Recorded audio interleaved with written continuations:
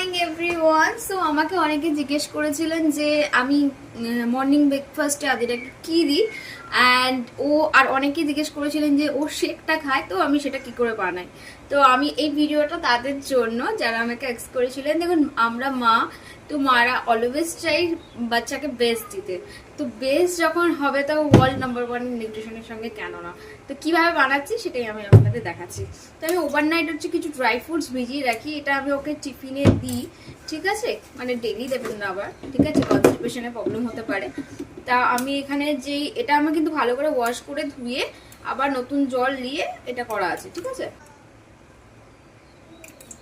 Dry ফ্রুটের জল দিয়ে দেবো আর কিছুটা নর্মাল জল দিয়ে দেবো, ঠিক আছে।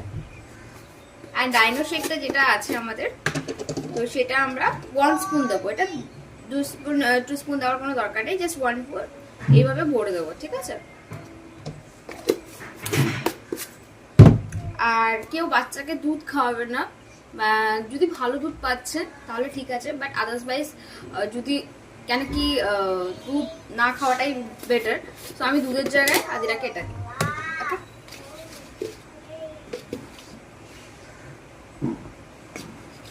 এটা 2 চামচ দেবেন, ঠিক আছে।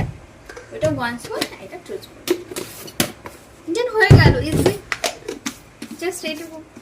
তাদের মনে হচ্ছে সকালবেলা একদম রান্না করার টাইম নেই বা কি বানাবো চটজলদি একদম পুষ্টিকর নিউট্রিশন খাবার, তো তাদের জন্য বেস্ট অপশন। এবার চেক করে নিই, জাস্ট রেডি। এখন আদিরাকে দেবো, চলো। তো আদিরা স্কুলের জন্য রেডি। তো আদিরা এখন শেক খাবে এখন। তো আদিরা এরকম করে টেস্টি টেস্টি শেক খেয়ে নেয়, তাই তো মামা? তো চলো, তো টাটা, বাই বাই।